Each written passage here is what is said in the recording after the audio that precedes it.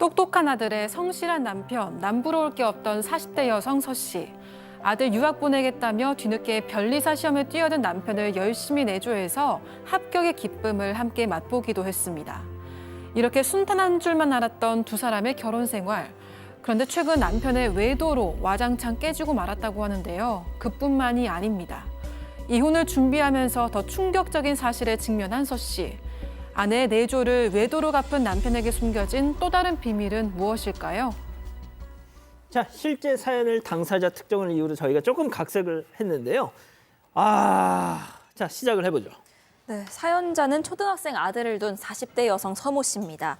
이 아들이요, 어릴 때부터 한글도 막 스스로 깨우치고 특히 숫자에 굉장히 관심이 많았다고 합니다.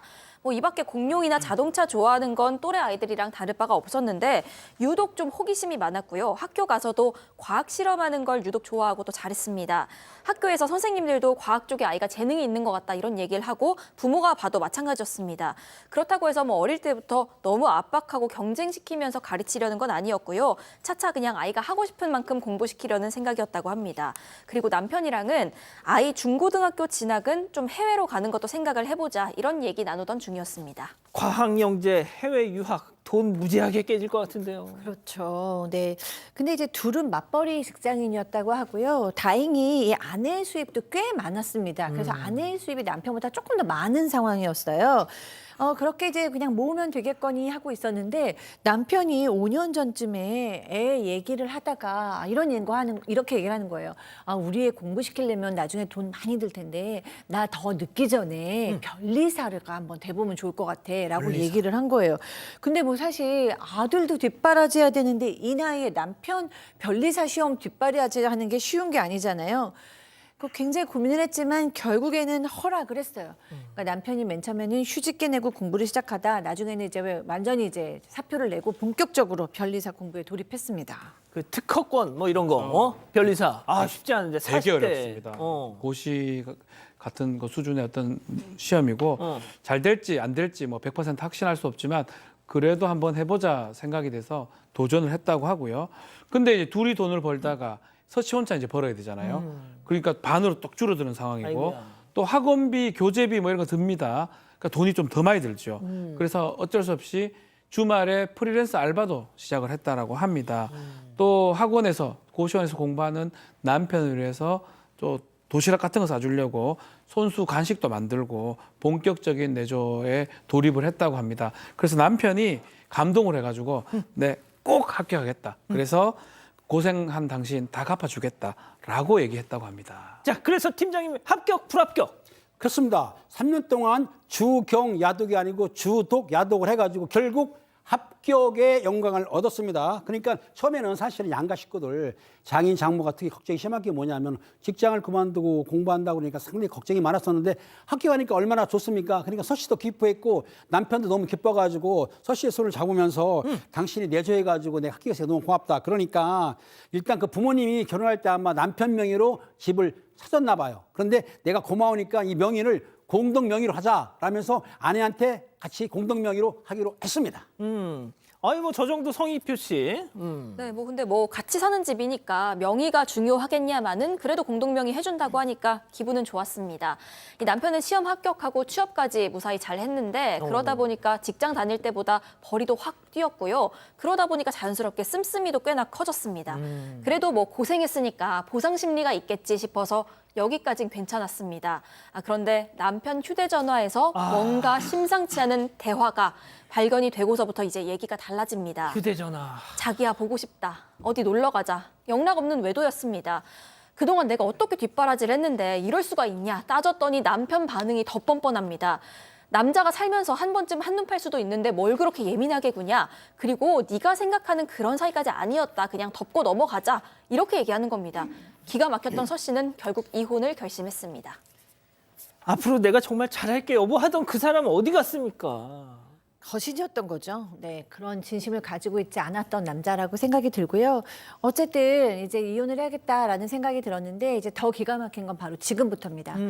내가 정말 용서할 수 없으니까 이혼해야지라는 생각이 들고 나서 맨 처음에 공동명의해줬다는 그 집 있잖아요. 그럼 그 집을 팔면 내가 얼마쯤 가질 수 있지? 그리고 차랑 주식 같은 거는 얼마 정도 되지? 그래야 아들하고 같이 살 수 있으니까. 과학년 형제 아들 공부시키면서. 그래서 다 알아보던 중에 이 집이 완전히 이 남편이 이미 팔았다는 사실을 안 거예요. 그래서 남편한테 가서 아니 도대체 왜 내 허락 맞지도 않고 이 집을 팔아버리냐. 그때 공동명의 하자고 했잖아. 그렇죠. 그랬더니요. 이 남편이 네 허락이 왜 필요한데 그때 공동명의 하려고 했더니 생각보다 세금이 많이 나와서 안 했어. 라고 얘기하는 거예요. 아, 거짓이었어요. 거짓이었습니다. 이제는 와 너무나 괘씸하고 이제 뒤통수를 맞은 기분까지 든 겁니다. 야, 이건 진짜 뒤통수 정말 세게 후려친. 자, 그럼요. 여기서 별별 상담소 오늘의 궁금증 짚어보죠. 자, 외도 들키자 재산을 미리 처분한 남편. 공동명의인 줄 알았더니 그것도 하지도 않았어 또. 이혼을 해야 되는데 재산 분할이 어떻게 되느냐 이런 지금 질문을 하고 계시는데 일단 박 변호사님 말씀부터 듣고 갈게요. 글쎄요, 좀 아쉬워요. 공동명의를 사실은 확인하는 게 어렵진 않거든요. 이렇게 공동명의 하면 등기부 한 700원, 500원 주면 뛸 수가 있습니다. 뛰면 이름이 그대로 나옵니다. 근데 남편 믿은 거지. 믿어도 한 번은 뛸 수 있잖아요. 500원 정도밖에 안 하는데. 아니 예. 그렇죠, 그렇죠. 네, 한번 띄보면 그냥 남편을 믿고 띄보는 건데 그 부분이 좀 아쉽긴 합니다. 그래서 사실은 그런 거는 이 아내분의 일정 부분 좀 과실이나 책임도 있다고 보는 게 맞는 것 같고요. 그렇지만 공동명의 해주기로 절반 정도 주기로 약속을 했던 건데 그 약속을 지키지 않았던 부분이 크지 않겠습니까? 그리고 만약에 그 재산이 팔아가지고 그 현금이 있다든지 그런 걸 입증을 한다면 나중에 이혼을 한다면 재산 분할로서 절반 정도 받을 수는 있습니다. 아, 그건 그래서 문제 그거는 없군요. 근데 만약에 썼으면 안 되죠. 아. 그러니까 지금이라도 혹시나 가압류나 확보할 수 있는 재산이 있는지 좀 확인해서 가처분이나 재산을 좀 묶어둘 필요가 있고요. 그 이후에 이혼 소송을 좀 진행을 해야 될 것 같습니다. 야, 자, 은배 팀장님, 이런 인간은 어떻게 해야 되겠습니까? 배은망덕한 인간인데요. 어떻게 할 수는 없지 않습니까? 그렇기 때문에 이거는 아까 변호사님 말씀한 대로 위자료라든지 양육비라고 그러죠. 그걸 철저히 받을 수 있게 어떤 그 각서를 받는다든지 아니면 아까 가처분 말씀하셨으니까 그렇게 하시는 거고 이혼을 안 하면은 관계롭지만 이혼할 때는 꼭 각서라든지 가처분 한 다음에 소송을 해야 될 것 같습니다. 자, 교수님. 네. 이 남편은 나중에 나이 들어서 잘해줄 사람이 아니에요. 그러니까 이거는 잠깐 뭐 성공을 했기 때문에 나오는 성향이 아니고 그냥 이 남편의 숨겨져 있던 본 모습, 인격이 나온 거라고 생각을 해요. 왜냐하면 외도가 문제가 아니라 외도도 큰일이지만 그것보다 이제 더 심각한 건 공동명의를 했다라고 얘기를 하고 뻔뻔스럽게 거짓말을 했던 거. 그리고 외도에 걸렸을 때 이 부인이 어떤 부인입니까? 진짜 혼자서 일해갖고 변리사 시험 합격하게 해준 그런 부인이잖아요. 내조를 해서 그 부인한테 뻔뻔스럽게 남자가 그럴 수도 있지 뭘 그러냐 이렇게 뻔뻔스럽게 나온 거 이런 거 봤을 때는 저는 정말 인간이 아니구나라는 생각이 좀 들고요.